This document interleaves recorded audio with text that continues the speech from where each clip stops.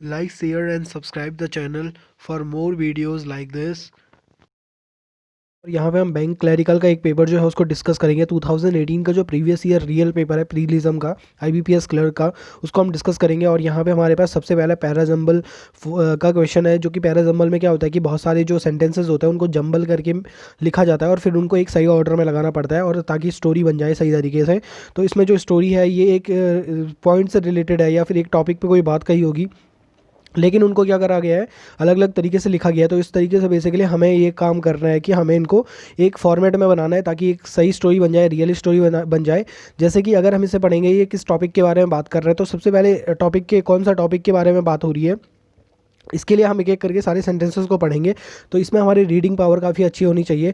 हमें बहुत ही कम टाइम में इन सब सेंटेंसेस को समझना है कि कहाँ से स्टार्ट होगा।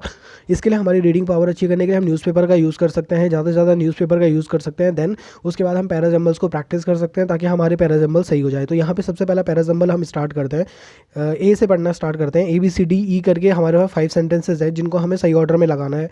तो सबसे पहले लिखा गया है, crucially this loss of sheen is reflected in the account books of the sports controversial administrator among the richest in the world. तो इसका मतलब क्या हो रहा है, यहाँ पे बात किस बारे में बात हो रही है। सेंटेंस को पढ़ने के बाद इसका हिंदी मीनिंग हम समझते हैं।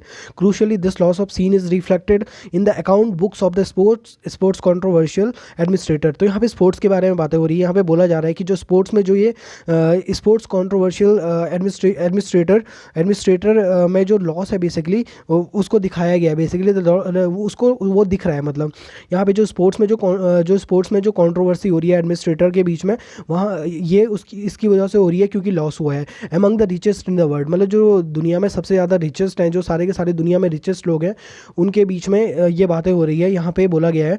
देन बी हम पढ़ते हैं, the total income that was distributed by BCCI among players is reduced because of lower from media rights. तो इसका मतलब है कि जो टोटल इनकम है जो BCCI ने डिस्ट्रीब्यूट करी थी, जो प्लेयर्स के बीच डिस्ट्रीब्यूट करी थी, वो लो है, उसका उसका अमाउंट लो है, क्योंकि जो मीडिया राइट्स है, मीडिया में जो राइट्स होते हैं बेसिकली उसकी वजह से यहाँ पे बातें हो रही है। उसकी वजह से जो डिस्ट्रीब्यूशन हुआ है प्लेयर्स के बीच अमाउंट का बहुत ही ज़्यादा कम है। इस सेकंड वाले सेंटेंस का मीनिंग यहाँ पे ये है।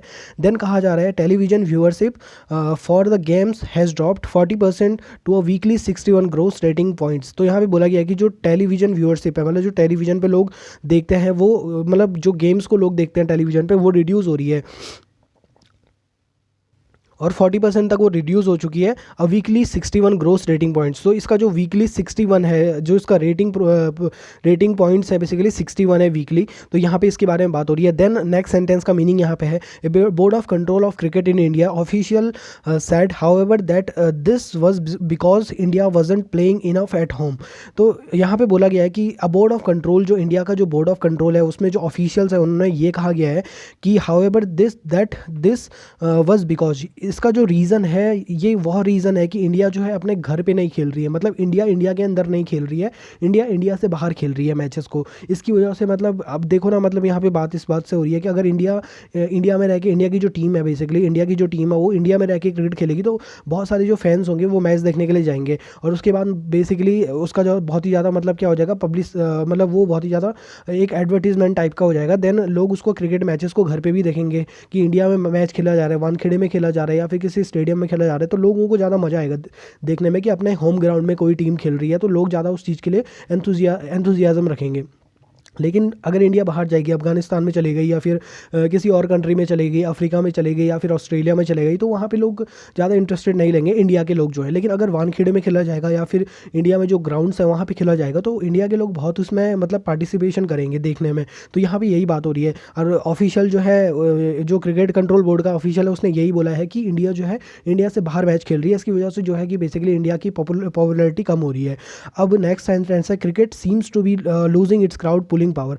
तो यहाँ पे बोला गया है ई वाले सेंटेंस में, जो क्रिकेट है, क्रिकेट क्या कर रहा है, लूज़ कर रहा है, मतलब जो क्राउड पुलिंग पावर है, यहाँ पे बोला गया है क्राउड पुलिंग पावर की बातें हो रही है। तो क्राउड पुलिंग पावर का मतलब है कि क्राउड को खींचने की जो शक्ति होती है, जो क्रिकेट में, जैसे कि क्रिकेट पहले बहुत ज़्यादा फेमस था, जो कपिल देव खेलते थे या फिर सचिन तेंदुलकर खेलते थे या फिर राहुल द्रविड़ खेलते थे, जो अच्छे अच्छे प्लेयर्स थे उस टाइम पे। तो उस टाइम क्रिकेट का बहुत ज़्यादा क्रेज़ होता था सचिन तेंदुलकर के टाइम पे, वीरेंद्र सहवाग के टाइम पे। लेकिन अब जो है, जो क्रिकेट का जो क्राउड पुलिंग है, क्रिकेट में जो प्लेयर्स हैं वो क्राउड को पुल नहीं कर पा रहे हैं, मतलब क्रिकेट के डायरेक्शन में।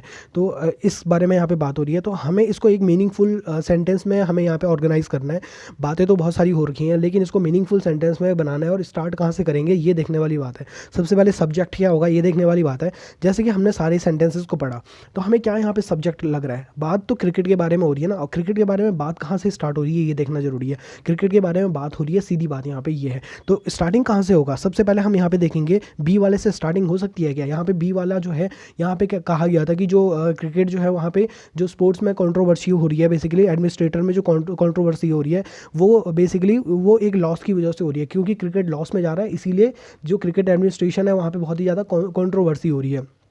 तो इससे तो स्टार्टिंग नहीं हुआ, ये तो सब्जेक्ट लग ही नहीं रहा है। सेकंड में बोला गया था द टोटल इनकम, क्योंकि बीसीसीआई, और ये इसकी वजह से हो रहा है क्योंकि जो बीसीसीआई ने टोटल इनकम डिस्ट्रीब्यूट करी है वो बेसिकली कम है, मतलब क्रिकेटर्स जो प्लेयर्स हैं उनमें जो डिस्ट्रीब्यूशन है वो बहुत ही कम है। तो इससे भी स्टार्ट नहीं हो सकता, ये भी सब्जेक्ट नहीं लग रहा है। स्टार्टिंग किससे होगी देखने वाली बात है। The television viewership for the game has drop 40%। अब यहाँ पे बात हो रही है कि जो टेलीविजन में व्यूअरशिप है वो 40% कम हो गई है, तो इससे भी स्टार्ट नहीं होगा, सीधी बात ये है। तो स्टार्ट किससे होगा, A board of control of the cricket in India. यहाँ से स्टार्ट क्यों नहीं होगा। सबसे पहली बात है कि अगर हम ऐसा कहते हैं कि यहाँ से स्टार्ट क्यों नहीं होगा, तो यहाँ से स्टार्ट ना होने का कारण ये है कि यार ये किसी पॉइंट के बाद आएंगे। मतलब यहाँ पे अगर ऐसी बात हो रही है ना कि क्रिकेट 40% रिड्यूस हो गया, तो इसका मतलब इससे कुछ ना कुछ पहले होगा स्टार्टिंग में, तभी तो मतलब तभी तो 40% रिड्यूस हुआ है। हम सीधा ऐसे थोड़ा ना बोल सकते कि क्रिकेट 40% रिड्यूस हो गया, सीधा स्टार्टिंग में ये नहीं बोल सकते ना हम, ये एक रीजनेबल चीज़ नहीं लग रही है। नेक्स्ट जो C, television viewership for the game has drop 40%, ये हो चुका है। ए बोर्ड ऑफ कंट्रोल, अब यहाँ पे बोल रही है कि एक बोर्ड ऑफ कंट्रोल कह रहा है कि ये इसलिए हुआ है क्योंकि जो क्रिकेट है वो घर पे नहीं खेला जाता है, तो यहाँ से भी स्टार्ट नहीं होगा जहाँ तक।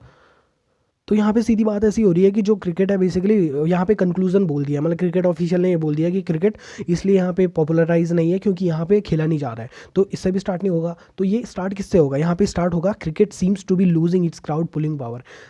इन सारे सेंटेंसेस में बात किसके बारे में हुई है, इन सारे सेंटेंसेस में, चारों सेंटेंसेस में बात इस बारे में हो रही है कि क्रिकेट जो है अपना कंट्रोल, क्रिकेट का जो पॉपुलराइजेशन है वो बहुत ही कम हो रहा है इंडिया में, और स्टार्टिंग इससे होगी। क्रिकेट सीम्स टू बी, मतलब इससे स्टार्टिंग होगी, उसके बाद ये सारे पॉइंट्स कनेक्टेड होंगे इससे।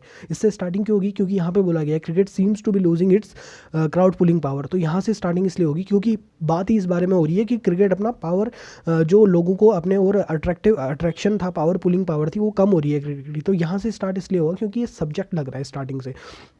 तो हम इसे यहाँ से स्टार्ट करेंगे क्योंकि टॉपिक ही ये है, पूरा टॉपिक का जो स्टार्टिंग है वो यहाँ से इसलिए होगा क्योंकि पूरे टॉपिक के बारे में ही, इस बारे में बात हो रही है कि क्रिकेट का जो पॉपुलराइजेशन है वो इंडिया में कम हो रहा है। तो ई को हम पहला सेंटेंस मानेंगे, तो ई को पहला सेंटेंस मानेंगे, तो यहाँ पे स्टार्ट होगा cricket seems to be losing its crowd pulling power. तो हमने कह दिया पहला सेंटेंस। अब दूसरा क्या होगा, दूसरा ये होगा कि इस सेंटेंस को जो आगे बढ़ाएगा, मतलब जो इसको कनेक्ट करके आगे बढ़ाएगा, वो इसका नेक्स्ट सेंटेंस होगा।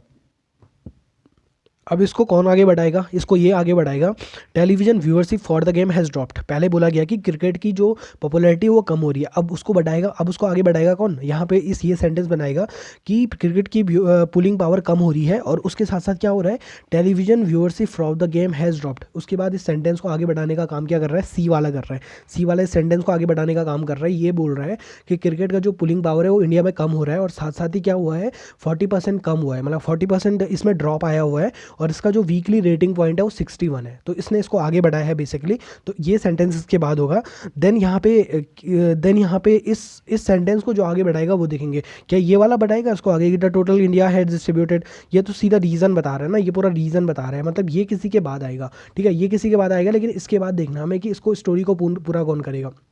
जैसे ये है कि अ बोर्ड ऑफ कंट्रोल फॉर, मतलब ये भी रीज़न है कि इस बात का रीज़न है, लेकिन अभी क्या हो रही है, अभी हमें इस बारे में बात हो रही है कि ये इंडिया में डिक्रीज़ हो रहा है क्रिकेट की पॉपुलैरिटी, और इसकी वजह से क्रिकेट की पॉपुलैरिटी डिक्रीज़ हो रही है, और इसकी वजह से पॉपुलैरिटी डिक्रीज़ होने की वजह से क्या हो रहा है, crucially this loss of sheen is reflected in the account books of the sports controversial administrated among the richest in the world. तो इसके बाद तब यहाँ पे ये बात हो रही है कि जो दुनिया में बहुत ही ज़्यादा अमीर लोग हैं बेसिकली, उनका उनका जो बेसिकली उनका जो प्रशासन है वहाँ पे कंट्रोवर्सी हो रही है इसकी वजह से। तो इसका जो रिफ्लेक्शन निकला है इस वाले सेंटेंस में निकला हुआ है कि यहाँ पे क्रिकेट में बहुत ही ज़्यादा डिक्रीज़ हुआ, उसके बाद यहाँ पे इतना अमाउंट में डिक्रीज़ हुआ, उसके बाद ये सिचुएशन होगी कि वर्ल्ड में जो कंट्रोवर्सी हो रही है एडमिनिस्ट्रेशन में वो इसका एक रिजल्ट है। मतलब लॉस की वजह से ये सब कुछ हो रहा है कि मतलब जो बहुत ही ज़्यादा मतलब स्पोर्ट्स कंट्रोवर्सी हो रही है बेसिकली इसकी वजह से हो रही है।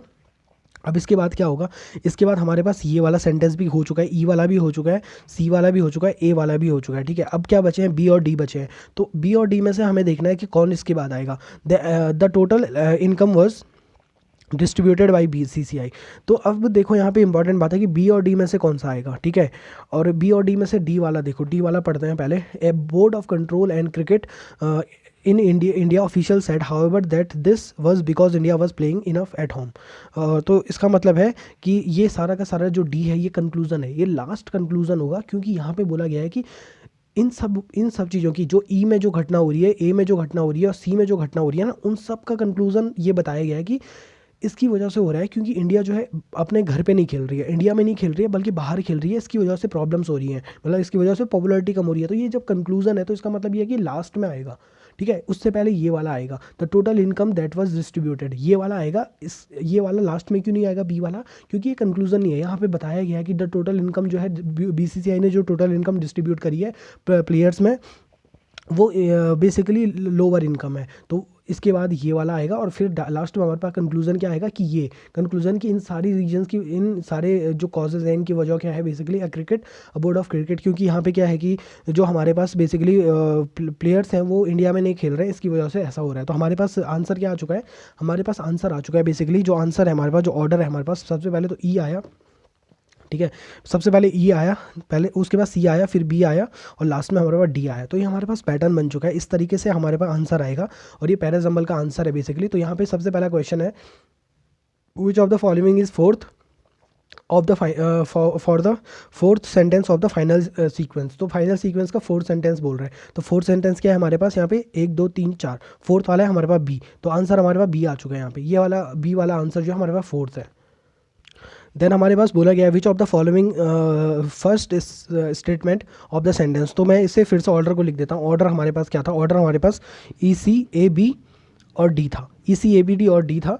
तो ये हमारे पास ऑर्डर था। तो फर्स्ट वाला कौन सा आएगा, ई वाला फर्स्ट आएगा। तो हमारे पास आंसर क्या आएगा, ई वाला हमारे पास फर्स्ट आ चुका है यहाँ पे, ठीक है। Which of the following sequence second sentence of the final sequence. तो सेकंड क्या है हमारे पास, सी वाला सेकंड है हमारे पास, सी वाला यहाँ पे सेकंड है, ECABD, सी वाला हमारे पास सेकंड है। देन हमारे पास पूछा गया है थर्ड कौन सा वाला होगा। तो थर्ड कौन सा वाला होगा, ए हमारे पास थर्ड वाला है बेसिकली, क्योंकि यहाँ पे ECABD में थर्ड वाला क्या है, ए है। उसके बाद हमारे पास नेक्स्ट है which of the following is the fifth वाला कौन सा आएगा, फिफ्थ वाला लास्ट में जो हमारे पास बी था, सॉरी जो हमारे पास डी था वो फिफ्थ वाला है। तो फिफ्थ वाला हमारे पास डी है और फोर्थ वाला पहले ही हमने कंप्लीट कर दिया। तो इस तरीके से पैराजम्बल का हमने मीनिंग निकाला। तो पैराजम्बल का सबसे पहले आंसर निकालने के लिए हमें ये पता होना चाहिए कि किस टॉपिक के बारे में बात हो रही है। जैसे यहाँ पे क्रिकेट के लॉस के बारे में बात हो रही थी और हमने स्टार्ट कहाँ से किया, हमने स्टार्ट उस पॉइंट को उठाया जो पॉइंट मतलब जिस पॉइंट के बारे में बात हो रही थी, क्योंकि भाई जिस पॉइंट के बारे में बात होगी वही तो हम स्टार्टिंग में यूज़ करेंगे। और जो कंक्लूजन था, हर एक पैराजम्बल में कंक्लूजन भी होता है, हर एक पैराजम्बल में स्टार्टिंग पॉइंट भी होता है, बस ढूंढना पड़ता है, एक बार पूरी तरीके से पढ़ना पड़ता है, सही तरीके से समझना पड़ता है, फिर बन जाता है आराम से पैराजम्बल। तो नेक्स्ट चलता है हमारे पास, नेक्स्ट है हमारे पास यहाँ पे। तो फोर्थ हमारे ये जो हमारे पास नेक्स्ट क्वेश्चन है इसमें बोला गया है एरर्स के बारे में बोला गया है कि एरर्स का मतलब होता है ग्रामेटिकल एरर्स जो होती है उसको हमें यहाँ पे देखना है कि कहाँ पे ग्रामेटिकल एरर्स है, उसको सही करना है। एक सेंटेंस दे रखा रहता है, जैसे कि यहाँ पे इस वाले 82 वाले क्वेश्चन में बोला गया है कि यहाँ पे एक पूरा सेंटेंस दे रखा है, फिर यहाँ पे 5 ऑप्शंस दे रखे हैं। तो यहाँ से हमने सही पार्ट को चूज़ करना है और उसको यहाँ पे फिल करना है, ठीक है। तो यहाँ पे जैसे मेकिंग है, पहले हम इस सेंटेंस को पढ़ेंगे तो सबसे पहले स्टार्टिंग तो वही होता है कि हमें कॉम्प्रीहेंशन, क्योंकि बैंक क्लर्क में जो है कॉम्प्रीहेंशन बहुत ज़रूरी होता है, आपको समझ होनी चाहिए, इंग्लिश सेंटेंसेस की अच्छी समझ होनी चाहिए। यहाँ पे एसएससी की तरह वोकेबलरी ज़्यादा टफ नहीं आती है, बट आपको समझ होनी चाहिए इंग्लिश की। इसके लिए न्यूज़पेपर सबसे अच्छा माध्यम होता है समझने के लिए। जितना ज़्यादा न्यूज़पेपर को आप हिंदी में ट्रांसलेट करके पढ़ोगे उतना ज़्यादा आपकी कॉम्प्रीहेंशन पावर बढ़ेगी। बाकी इंग्लिश मीडियम वालों को तो ऑटोमेटिकली पहले से कॉम्प्रीहेंशन उनकी अच्छी होती है, तो उनको ज़्यादा एफर्ट नहीं डालना पड़ता है। बट हिंदी मीडियम वालों के लिए ये ज़रूरी है कि उनको अगर जल्दी समझना है तो उनको न्यूज़पेपर पढ़ना पड़ेगा और न्यूज़पेपर पढ़ के उसका जो मीनिंग है एक बार निकालना पड़ेगा। एडिटोरियल पेज जो भी होता है न्यूज़पेपर में, तो उससे हो जाता है बेसिकली, क्योंकि जो मेंस है वहाँ पे बहुत सारे पैराग्राफ्स आते हैं आपको सॉल्व करने के लिए। तो ये वाला देखते हैं हम, इसमें क्या है। Making the request for a non smoking room seemed reasonable for everyone since the women was allergic to smoke. तो यहाँ पे बोला गया है making the request for a non smoking room seemed reasonable for everyone since the women was allergic to smoke. तो इसका meaning क्या है? सबसे पहले ये सेंटेंस गलत है, सही है, हमें ये नहीं देखना है। सबसे पहले इसका मीनिंग क्या निकलता है, हमारे पास इसका मीनिंग क्या है, और फिर इसे मीनिंगफुल बनाना है। ठीक है, पहले तो इसका मीनिंग निकालना है कि जितना दिया है उससे मीनिंग क्या निकलेगा, देन इसे मीनिंगफुल बनाना है। मीनिंगफुल मतलब सही सही चीज़ को चूज़ करना है, ग्रामेटिकल एरर को सॉल्व करना है। तो यहाँ पे हम देखेंगे बेसिकली यहाँ पे बात हो रही है कि कोई मिस स्पेल्ड वर्ड है, स्पेलिंग में गलती है, उसको भी हमें देखना है, और यहाँ पे एरर भी हमें देखनी है। तो दो चीज़ें हमें देखनी है। जैसे कि यहाँ पे मेकिंग जो है आपको हाईलाइटेड दिख रहा होगा, इसमें जो ब्लैक कलर है वो हाईलाइट करा है, रिक्वेस्ट को भी हाईलाइट करा हुआ है, रीजनेबल को भी हाईलाइट करा हुआ है, एलर्जिक को भी हाईलाइट करा हुआ है। यहाँ पे नीचे इनके सही मीनिंग्स सही स्पेलिंग दी हुई है। तो मेकिंग का अगर हम देखेंगे तो making the request for a non smoking room seemed reasonable for everyone since the women was allergic to smoke. तो इसका मतलब निकलता है, पूरा जो मतलब निकलता है वो ये निकलता है कि जो बेसिकली एक नॉन स्मोकिंग रूम है, कि ऐसा रूम मतलब यहाँ पे एक लेडी है, जो लेडी क्या है जिसे एलर्जी है स्मोकिंग से, और उसके लिए क्या बनाया जा रहा है, एक नॉन एसी रूम बनाने की बात हो रही है। तो यहाँ पे बोला गया है कि उस लेडी के लिए जो नॉन एसी नहीं है, नॉन स्मोकिंग जो रूम है वो बनाना रीजनेबल लग रहा है, क्योंकि वो जो है उसको एलर्जी है। तो भाई जब एक लेडी को एलर्जी है तो उसके लिए नॉन स्मोकिंग रूम बनाया जा रहा है ना, ताकि उसको एलर्जी ना हो, तो ताकि वो नॉन स्मोकिंग रूम में रह सके जहाँ पे स्मोकिंग नहीं होती हो, और मतलब जहाँ पे बेसिकली स्मोक ना हो, धुआं ना हो बेसिकली। तो इसलिए यहाँ पे बात हो रही है। तो यहाँ पे मेकिंग की अगर हम बात करेंगे तो ये मेकिंग यहाँ पे सब्जेक्ट के रूप में यूज़ हो रहा है, क्योंकि सेंटेंस स्टार्ट सब्जेक्ट से होता है। तो क्या मेकिंग सही है? मेक के साथ आईएनजी फॉर्म लगाई गई है, तो क्या ये मेकिंग सही है? क्या ये किस तरीके का सब्जेक्ट है, हमें देखने वाली बात है। तो ये जीरंड फॉर्म में सब्जेक्ट है, क्योंकि यहाँ पे मेकिंग का जो मतलब है कि मेकिंग द रिक्वेस्ट मतलब रिक्वेस्ट करना, बनाना नहीं है। मेकिंग रिक्वेस्ट बनाना नहीं है, रिक्वेस्ट करना, करना का फॉर्म आ रहा है ना हमारे पास, यहाँ पे करना का फॉर्म आ रहा है बेसिकली। यहाँ पे इसका मीनिंग निकल रहा है करना। करना का मतलब क्या होता है? जीरंड क्या होते हैं? जीरंड वो होते हैं जिनमें हिंदी मीनिंग जिनका निकलता है ना, या फिर कुछ बॉयल, जैसे बॉइलिंग वाटर, तो गर्म वाटर, ऐसे करके इनका मीनिंग निकलता है। और इनका जो हिंदी मीनिंग निकलता है उसके लास्ट में ना आता है, खाना बनाना, या फिर कुकिंग फूड, जैसे हम कुकिंग फूड बोलते हैं। जैसे मैं अगर लिखता हूँ कुकिंग फूड, तो कुकिंग फूड में हमारे पास कुकिंग क्या है, यहाँ पे कुकिंग जीरंड फॉर्म में है। ये हमारे पास किस फॉर्म में है? ये हमारे पास यहाँ पे जीरंड फॉर्म में है। ये हमारे पास यहाँ पे जीरंड फॉर्म में है। काफ़ी इंपॉर्टेंट पॉइंट है, जीरंड एक इंपॉर्टेंट टॉपिक है हमारे पास इंग्लिश का, इंग्लिश ग्रामर का। तो इंग्लिश ग्रामर का एक इंपॉर्टेंट टॉपिक है हमारे पास जीरंड। तो हमारे पास जो ये कुकिंग फूड है ना, ये हमारे पास जीरंड फॉर्म में है। ठीक है, कुकिंग फूड जो है जीरंड फॉर्म में। यहाँ पे कुकिंग का मतलब है खाना बनाना, जैसे मैंने यहाँ पे लिखा है बनाना। ठीक है, बॉइलिंग और खाना बनाना इसका मतलब है। तो कुकिंग क्या है? फूड के आगे लगा हुआ है ना, तो ये फूड हमारे पास ये हमारे पास कुकिंग क्या आ जाएगा? एज अ सब्जेक्ट काम करेगा, सब्जेक्ट भी काम करेगा। और ये हमारे पास क्या है? जीरंड फॉर्म में है। तो जीरंड क्या होता है? एक सब्जेक्ट के फॉर्म में भी यूज़ होता है। ये जीरंड जो है नाउन के रूप में भी यूज़ होता है, एडजेक्टिव के रूप में भी यूज़ होता है, एडजेक्टिव के फॉर्म में भी यूज़ होते हैं। ठीक है, एडजेक्टिव के फॉर्म में भी यूज़ होते हैं, और भी फॉर्म्स में यूज़ होते हैं। तो यहाँ पे जो कुकिंग है हमारे पास ये एडजेक्टिव के फॉर्म में यूज़ हो रहा है, क्योंकि ये फूड के आगे लगा हुआ है। फूड क्या है? फूड नाउन है बेसिकली हमारे पास, और नाउन के आगे जो लगता है वो एडजेक्टिव होता है। तो कुकिंग यहाँ पे एडजेक्टिव के रूप में यूज़ हो रहा है, और ये हमारे पास क्या है? जीरंड फॉर्म में है। तो ये काफ़ी अच्छा टॉपिक है जीरंड। जब हम इंग्लिश ग्रामर को अच्छे से पढ़ते हैं तो हमें यहाँ पे एक टॉपिक मिलता है जीरंड, तो ये उससे रिलेटेड है। तो कुकिंग फूड, ठीक है, तो खाना बनाना। तो मेकिंग भी इससे रिलेटेड था। मेकिंग क्या था? मेकिंग बेसिकली मेकिंग का मतलब है रिक्वेस्ट करना। मेकिंग का जो मतलब है यहाँ पे था रिक्वेस्ट करना। मेकिंग अ रिक्वेस्ट बोला गया था ना सेंटेंस में, रिक्वेस्ट करना। ठीक है, रिक्वेस्ट करना। तो रिक्वेस्ट करना भी क्या है? एक जीरंड फॉर्म में है। तो मेकिंग भी क्या है? जीरंड फॉर्म में है, और वहाँ पे वो नाउन फॉर्म में था। यहाँ पे जो बॉइलिंग है बेसिकली, जो कुकिंग है हमारे पास, वो तो एडजेक्टिव फॉर्म में है, यहाँ पे एडजेक्टिव फॉर्म में है। लेकिन जो मैंने बोला कि जो जीरंड होता है वो नाउन के फॉर्म में भी यूज़ होता है और एडजेक्टिव के फॉर्म में भी होता है। यहाँ पे देखो, यहाँ पे जो जीरंड है बेसिकली, जो कुकिंग है वो हमारे पास एडजेक्टिव के फॉर्म में यूज़ हो रखा है। लेकिन यहाँ पे जो मेकिंग द रिक्वेस्ट है बेसिकली, मेकिंग द रिक्वेस्ट भी बेसिकली हमारे पास यहाँ पे एडजेक्टिव के फॉर्म में यूज़ हो रहा है, कि रिक्वेस्ट को बनाना। देखो नाउन के आगे हमेशा आर्टिकल लगता है, डिटर्मिनेंट्स लगता है। डिटर्मिनेंट्स बहुत तरीके के होते हैं बेसिकली, एवरी, ईच वगैरह, आइदर, नीदर, बहुत सारे डिटर्मिनेंट्स होते हैं, तो वो सारे लगते हैं। तो यहाँ पे द डिटरमाइनर का यूज़ यहाँ पे हो रखा है रिक्वेस्ट के आगे, तो इसका मतलब रिक्वेस्ट नाउन है। रिक्वेस्ट नाउन है तो उसके आगे मेकिंग लगा है, तो ये जीरंड भी है, और क्या है? एडजेक्टिव फॉर्म है जीरंड का, क्योंकि जीरंड को हम नाउन और एडजेक्टिव दोनों फॉर्म्स में लिखते हैं। तो यहाँ पे ये मेकिंग क्या है? ये भी हमारे पास एडजेक्टिव फॉर्म में यहाँ पे यूज़ हो रखा है। तो ये काफ़ी अच्छा पॉइंट है जीरेंट। यहाँ पे मैंने उसको इसलिए समझा दिया है क्योंकि जो जीरेंट है बहुत ही अच्छा टॉपिक है एक इंग्लिश ग्रामर का, और उसको वो बहुत ही ज़्यादा यूज़ होता है। बहुत सारे लोग उसको नहीं समझ पाते हैं कि ये आखिर में क्या शब्द यहाँ पे यूज़ हो गया है, लेकिन वो जीरेंट फॉर्म में होता है।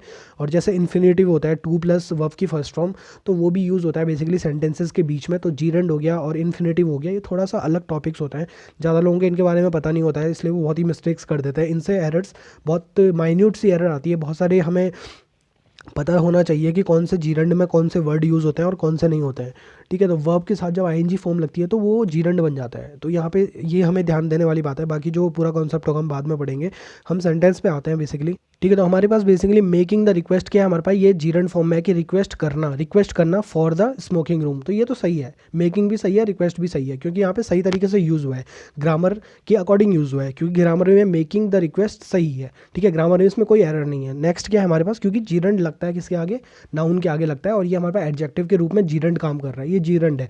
जीरंड क्या होता है, वर्ब की फर्स्ट फॉर्म पे आईएनजी फॉर्म लगा दी जाती है। तो मेक क्या है, वर्ब की फर्स्ट फॉर्म है और उसके आईएनजी फॉर्म लगा दिया ताकि जीरंड बना दिया। तो जो जीरंड अच्छा कॉन्सेप्ट है इसे हम पढ़ेंगे, क्योंकि अच्छा कॉन्सेप्ट है बेसिकली, इसमें काफ़ी यूज़ होता है इसका सेंटेंसेज में।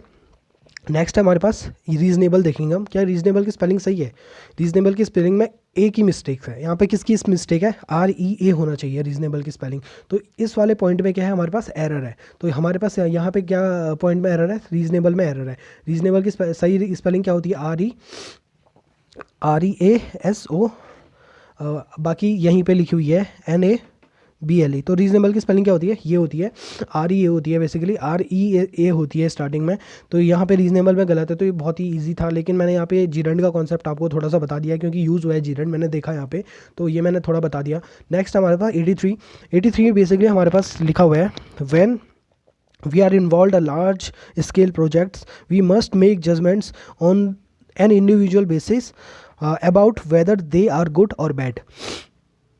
तो यहाँ पे बात हो रही है, इसका हम मीनिंग निकालें अगर, तो इसका मीनिंग ये निकल रहा है कि जब हम किसी बड़े लार्ज स्केल के बिज़नेस में कोई प्रोजेक्ट है उसमें इन्वॉल्व हों, ठीक है, हम जब उसमें इन्वॉल्व हों तो हमको जो है जजमेंट्स को अपना इंडिविजुअल बेसिस पे उसे देखना चाहिए कि अगर कोई भी जजमेंट हो रहा है वहाँ पे, उस प्रोजेक्ट में कोई भी जजमेंट हो रहा है तो क्या वो हमारे लिए सही है कि नहीं है, वो हमें देखना चाहिए, ज़रूर देखना चाहिए। ऐसा नहीं कि मतलब भीड़ चाल में चल रहे हैं, उस प्रोजेक्ट से रिलेटेड कुछ भी बातें हो रही है तो आप उसको सच मान के चल रहे हैं और आपका गलत होता जा रहा है, आपका ग्रोथ हो ही नहीं रही है, ठीक है। तो ऐसा नहीं करना चाहिए। अगर हम किसी बड़े प्रोजेक्ट में जुड़ चुके हैं तो हमें अपना इंडिविजुअल देखना चाहिए, मतलब इंडिविजुअल बेसिस पे देखना चाहिए कि या वो सही है हमारे लिए या फिर गलत है। ऐसा नहीं कि बड़ा प्रोजेक्ट है तो वो हमेशा सही करेगा, उसमें भी बहुत सारी गलतियाँ होंगी, तो उन गलतियों को हमें देखना चाहिए कि ठीक है ये हमारे लिए गलत है, हमें इसे नहीं करना चाहिए। तो यहाँ पर इस बारे में बात हो रही है।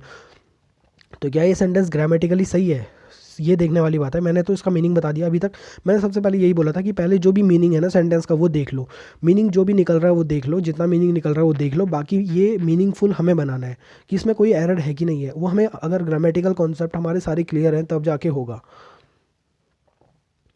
तो यहाँ पे सेकंड वाला देखते हैं, when we are involve in large scale, तो हमने इसका मीनिंग देख लिया। देन यहाँ पे देखो एरर्स हमारे पास हाईलाइटेड पार्ट कौन सा है, सबसे पहले इन्वॉल्व है हमारे पास हाईलाइट पार्ट, और इसका मीनिंग यहाँ पे नीचे दे रखा है, मतलब इसका सही स्पेलिंग दे रखा है। तो इन्वॉल्व का सही स्पेलिंग क्या होता है, INVOLVED होता है, सही है।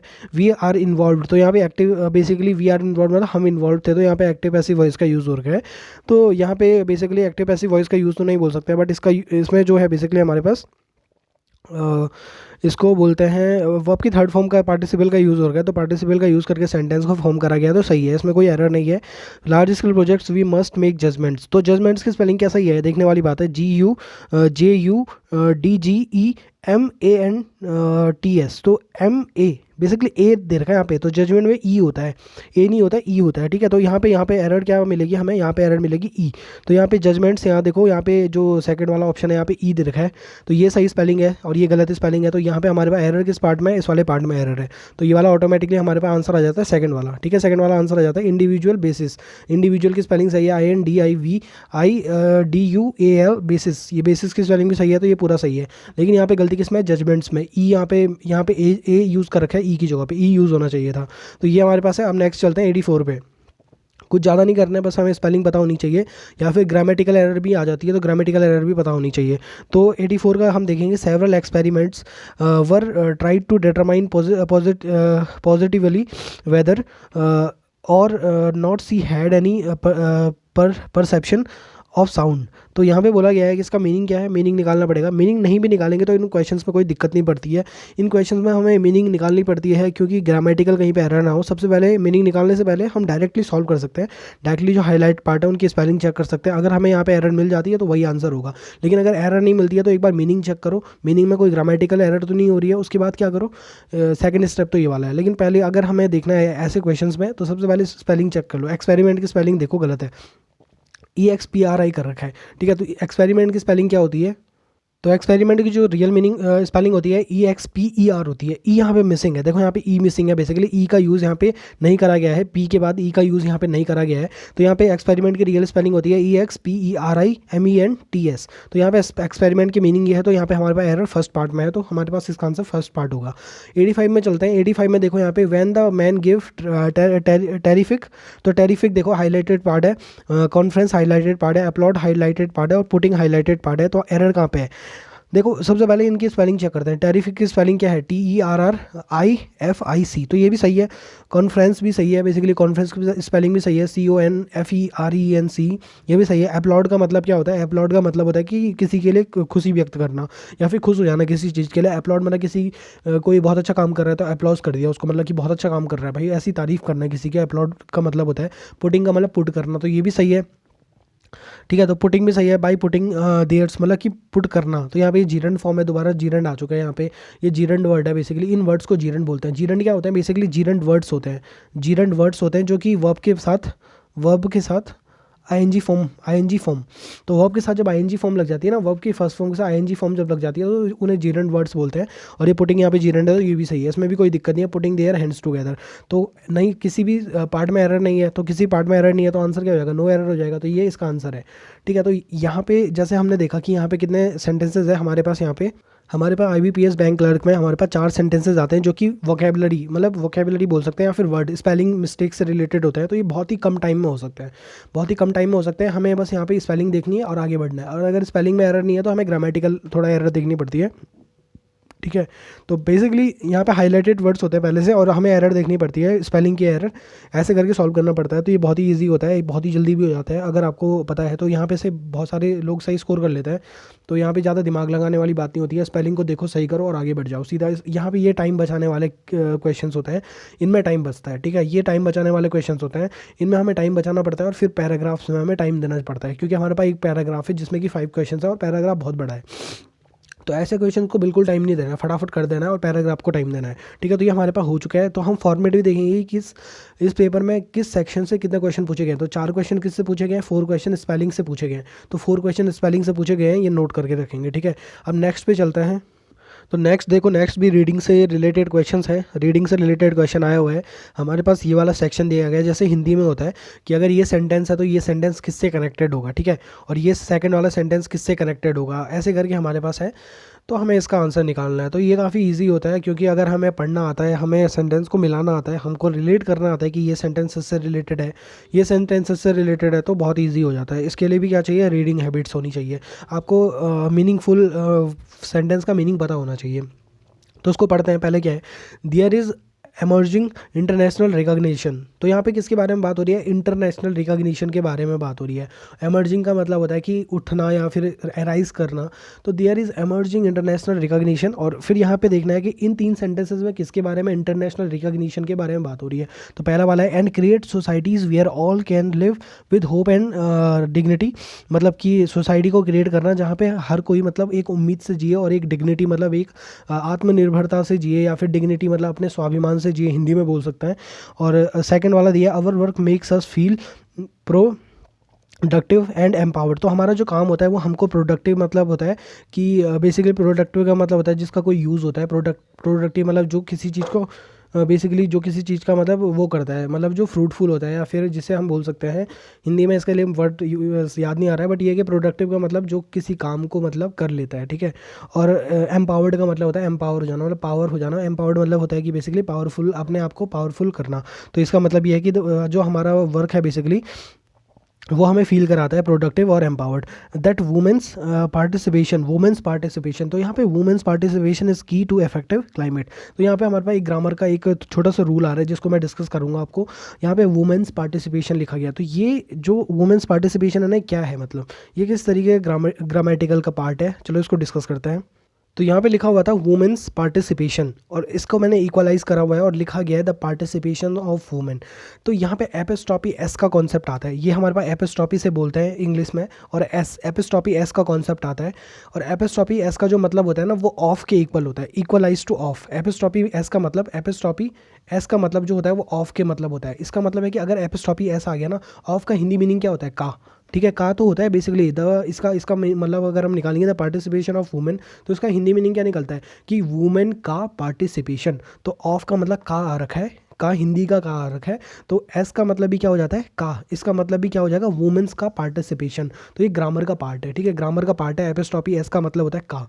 वुमेन्स पार्टिसिपेशन का मतलब क्या होगा, वुमेन का पार्टिसिपेशन। और इसको कैसे लिख सकते हैं हम, इसको ऐसे भी लिख सकते हैं, द पार्टिसिपेशन ऑफ वुमेन। तो ऑफ का मतलब क्या होता है, एपिस्टॉपी एस से इसका मतलब होता है। तो ये काफ़ी अच्छा ग्रामेटिकल रूल है, और एपिस्टॉपी एस का बहुत जगह देखने के लिए यूज़ होता है। और एपिस्टॉपी एस का यूज़ किसके साथ होता है और किसके साथ नहीं होता है, ये भी एक बहुत बड़े रूल्स है कि मतलब जो चीज़ें नॉन लिविंग होती हैं उसके साथ एपिस्टॉपी एस का यूज़ नहीं होता है, और जो चीज़ें लिविंग होती हैं उनके साथ एपिस्टॉपी एस का यूज़ होता है। और कैसे कैसे होता है वो बहुत बड़ी ग्रामर है उसके पीछे, तो उसको भी देखेंगे बाद में, जब भी टाइम मिलेगा, जब भी डिस्कस करने का मौका मिलेगा ग्रामर को अच्छे तरीके से। बाकी रूल्स के जहाँ पे रूल्स आते हैं वहाँ पे मैं जो ग्रामेटिकल पार्ट्स हैं उनको डिस्कस करता रहूँगा। तो ये वाला तो समझ में आ चुका होगा कि एपिस्टॉपी एस का मतलब क्या होता है, और इसका मतलब क्या होता है वुमेन्स पार्टिसिपेशन का मतलब, इसका मतलब क्या होता है कि वुमेन्स का पार्टिसिपेशन। इसका हिंदी मीनिंग क्या होता है, वुमेन का पार्टिसिपेशन, मतलब महिलाओं का पार्टिसिपेशन, उनका भाग लेना किसी चीज़ में। तो अब उस पर चलते हैं बेसिकली, जो हमारे पास क्वेश्चन था। तो यहाँ पे इसका मीनिंग क्या होगा कि जो वुमेन्स का पार्टिसिपेशन है वो इफेक्टिव है, मतलब बहुत ही ज़्यादा इफेक्ट है उसका क्लाइमेट एक्शंस के लिए। जो क्लाइमेट में जो एक्शन है बेसिकली, जो हमारे पर्यावरण में जो एक्शंस होते हैं, जो पर्यावरण में परिवर्तन होता है बेसिकली, जिस तरीके से भी परिवर्तन होता है उसके बारे में डिस्कस नहीं करेंगे, लेकिन उसके लिए वुमेन्स का पार्टिसिपेशन बहुत ही ज़्यादा इफेक्टिव है। तो यहाँ पे सबसे पहला वर्ड क्या था हमारे पास, there is key emerging international recognition and create. तो and create societies where all can live with hope and dignity. यहाँ पे इसका रिलेशन इससे बन पाएगा क्या, क्या ये इसका रिलेशन इससे बन रहा है कि मतलब इमर्जिंग इंटरनेशनल रिकॉग्निशन है, इंटरनेशनली बेसिकली रिकॉग्नाइज हो रहा है। इंटरनेशनली रिकॉग्नाइज क्या हो रहा है, क्या इंटरनेशनली रिकॉग्नाइज ये हो रहा है कि फिर यहाँ पे एंड का यूज़ करा गया। तो एंड का यूज़ तो यहाँ पे वैसे भी नहीं होगा, क्योंकि यहाँ पे there is emerging international recognisation, तो एंड का यूज़ नहीं होगा। क्यों यूज़ नहीं होगा, क्योंकि हमें एक ऐसा चीज़ चाहिए जो इसको कनेक्ट कर सके, और एंड क्या होता है, सेपरेट करता है। अगर हम बोलेंगे आई बेसिकली, एंड का यूज़ क्या होता है, जब हम दूसरा सेंटेंस लिखते हैं ना, तो हमें एक ऐसा सेंटेंस चाहिए जो इसको कनेक्ट कर सके उस सेंटेंस से। तो एंड क्या होता है, एंड तो सेंटेंस को मतलब अलग अलग करता है ना, तो एंड का तो यूज़ नहीं होगा। ठीक है, वैसे ये सही लग रहा है कि मतलब जो create societies where all can live with hope and dignity, लग तो सही रहा है कि इंटरनेशनल रिकॉग्नाइजेशन है, मतलब कि इंटरनेशनल, मतलब कि यहाँ पे इंटरनेशनल रिकॉग्नाइजेशन की बात कर रहे हैं कि कुछ इंटरनेशनली क्या हो रहा है, रिकॉग्नाइज हो रहा है, मतलब वो एमर्ज हो रहा है। तो कुछ ऐसी चीज़ें एमर्ज होनी चाहिए ना, कि जो अभी नया नया एमर्ज हो रहा हो। तो सोसाइटी, एक अच्छी सोसाइटी तो हमेशा से होप करा जाता था कि एक अच्छी सोसाइटी में लोग रहें, तो ये तो कोई बेसिकली एमर्जिंग चीज़ नहीं है ना। ये सोसाइटी के बारे में बात हो रही है कि अच्छी सोसाइटी होनी चाहिए और जहाँ पे लोग अच्छे तरीके से रह सकें, तो ये तो कोई एमर्जिंग वाली बात है ही नहीं। ये तो बहुत सालों से हम ऐसा करने का प्रयास करते हैं, जो भी रिवॉल्यूशन होते हैं उसमें तो हम ऐसा करने का प्रयास करते ही हैं ना। तो ये एमर्जिंग चीज़ तो नहीं है, कोई एमर्जिंग चीज़ चाहिए हमें, मतलब जो अभी अभी हो रही हो। Our work makes us that feel productive and empowered. तो यहाँ पे ये एमर्जिंग तो नहीं है ना, कि हमारा जो वर्क है वो हमको अच्छा फील कराता है, हमको प्रोडक्टिव फील कराता है। तो ये एमर्जिंग कोई बात नहीं है, मतलब ठीक है, नया नया नहीं है कोई भी चीज़, ऐसा कुछ नहीं है कि ये तो हमेशा से होता चला आ रहा है कि भाई हमारा जो काम है वो हमको अच्छा फील कराएगा। लेकिन जो ये वाला सेंटेंस है ना, दैट वुमेन्स पार्टिसिपेशन इज़ की टू इफेक्टिव क्लाइमेट एक्शन। तो अब क्या है कि पहले टाइम में जैसे वुमेन्स थी तो उनको बहुत कम राइट्स मिलते थे, तो अभी एमर्ज हो रहा है, मतलब जो वुमेन्स का जो रोल है ना वो क्लाइमेट में, वो जो पर्यावरण में जो परिवर्तन हो रहा है उसके लिए बहुत ही इफेक्टिव है। तो ये क्या हो जाएगा, सीधा डायरेक्टली इससे कनेक्टेड हो जाएगा ये वाला। ठीक है, फर्स्ट वाला डायरेक्टली ई से कनेक्टेड हो जाएगा। तो हमारे पास आंसर क्या आएगा बेसिकली, तो आंसर हमारे पास ये आएगा ये ए है हमारे पास, ए है हमारे पास, गलती से इन्होंने 1 लिख दिया तो ए है हमारे पास। तो ए सीधा किससे कनेक्टेड होगा, एफ से कनेक्टेड होगा। तो हमारे पास आंसर क्या आ चुका है, ए सीधा एफ से कनेक्टेड आ चुका है। अब हम देखें ए एफ से कनेक्टेड फिफ्थ वाले में भी है, ठीक है, और ए एफ से कनेक्टेड और किसी में भी नहीं है। हमारे पास सही आंसर तो क्या है, ए एफ से कनेक्टेड है। पहले हमारे पास आंसर आ चुका है कि ए जो है एफ से कनेक्टेड है, और थर्ड वाले में भी ए एफ ऑप्शन में है, और फिफ्थ वाले में भी ए और एफ ऑप्शन में है। तो हमें ये चेक करना पड़ेगा क्या फिफ्थ वाला सही है या थर्ड वाला सही है। और इसको हम चेक कैसे करेंगे, हम क्या बी जो है ई से कनेक्ट हो रहा है कि नहीं हो रहा है, ये देखने वाली बात है। अगर बी जो है ई से कनेक्ट हो रहा होगा ना, तो हमारे पास फिफ्थ वाला आंसर होगा। लेकिन अगर बी ई से कनेक्ट नहीं हो रहा होगा तो हमारे पास थर्ड वाला ऑप्शन होगा। ये इस क्वेश्चन में करना है हमें। तो बी को हम किससे कनेक्ट कर रहे हैं, बी को ई से कनेक्ट करना है। तो देखते हैं, it can serve as the driving force to restore hope. तो यहाँ पे बात हो रही है कि कोई होप है, होप को रीस्टोर करने के लिए हमको मतलब कि ड्राइविंग फोर्स मतलब कि बहुत ही ड्राइविंग फोर्स चाहिए, मतलब बहुत ही ज़्यादा बल्क में फोर्स चाहिए। ड्राइविंग फोर्स का मतलब यहाँ पे ये है कि बहुत ही तेज फोर्स चाहिए हमें, जो होप है उनको रीस्टोर करने के लिए। तो यहाँ पे इस बारे में बात हो रही है। तो क्या ई में भी इस बारे में बात हो रही है, देखना है, क्योंकि बी जो है ई से कनेक्टेड है। यहाँ पे बोला गया है कि बी जो है ई से कनेक्टेड है, ठीक है। तो ई में देखते हैं, our work makes us feel productive and empowered. यहाँ पे बात हो रही है कि हमारा जो काम है वो हमको प्रोडक्टिव और एम्पावर्ड बनाता है। और यहाँ पे बात किसके बारे में बात हो रही है कि बहुत ही ड्राइविंग फोर्स चाहिए होप को रिस्टोर करने के लिए। तो ये तो कोई बात ही नहीं हुई, यहाँ पे होप के बारे में बात हो रही है और यहाँ पे काम के बारे में बात हो रही है। तो ये क्या है, कनेक्टेड है ही नहीं। यहाँ पे होप के बारे में बात हो रही है, भाई होप वर्ड यहाँ पे यूज़ हो रखा है, और यहाँ पे क्या है, हमारा जो वर्क है, वर्क के बारे में बात हो रही है। तो ये ऑटोमेटिकली इससे क्या है, कनेक्टेड नहीं है। तो बी जो है ई से कनेक्टेड नहीं है, हमें इसका आंसर पता चल चुका है। तो आंसर क्या होगा, थर्ड वाला होगा, ए जो है एफ से कनेक्टेड है। तो ये काफ़ी अच्छा था बेसिकली कि सेंटेंसेस किस तरीके से किससे कनेक्टेड है, और ये आना चाहिए करना। बेसिकली इसमें ज़्यादा कुछ होता नहीं है, बट पढ़ना आना चाहिए आपको और कनेक्ट करना आना चाहिए कि क्या इसमें कही गई बात इसमें कही गई है या फिर इसमें कही गई है। तो जिसमें इससे रिलेटेड बात कही गई होगी उसी को इससे कनेक्ट करना है, ये इसमें करना होता है। तो यहाँ पे हमारे पास इसके जो क्वेश्चंस है, हमारे पास 5 क्वेश्चंस हैं बेसिकली, इस तरीके के 5 क्वेश्चंस हैं। तो इनमें टाइम लगता है। इनमें टाइम क्यों लगता है, क्योंकि इनमें हमें सेंटेंसेस को पढ़ना है, यहाँ के सेंटेंसेस को भी पढ़ना है, यहाँ के सेंटेंसेस को भी पढ़ना है, फिर इस सेंटेंस को देखना है कि कहाँ किस सेंट क्योंकि देखो यहाँ पे जो बातें हो रही है ना, इस सेंटेंस में अलग हो रही है, इस सेंटेंस में होप के बारे में बात हो रही है, इस सेंटेंस के बारे में किसके बारे में बात हो रही है, ये हमने पढ़ा नहीं है तो इसको छोड़ते हैं। इस सेंटेंस में देखते हैं, यहाँ पे इंटरनेशनल रिकॉग्निशन के बारे में बात हो रही है, यहाँ पे होप के बारे में बात हो रही है, यहाँ पे वर्क के बारे में बात हो रही है, यहाँ पे इससे रिलेटेड बात हो रही है। तो यहाँ पे सारे के सारे जो पॉइंट्स होते हैं ना, इसमें भी अलग होते हैं और इसमें भी अलग होता है। हर सेंटेंस अलग अलग होता है, तो हमें देखना पड़ता है कि कौन सा सेंटेंस किससे कनेक्टेड है। तो यहाँ पे थोड़ा सा रीजनिंग पावर का यूज़ करना पड़ता है, कि रीजनिंग होती है ना, रीजनिंग जैसे होती है कि उसमें देखना पड़ता है कि कौन सा सही ऑप्शन है। तो इसमें भी रीजनिंग पावर की यूज़ होती है, और थोड़ा सा मीनिंग हमें आना चाहिए, ताकि तभी जाके हम इन क्वेश्चंस को कर पाते हैं।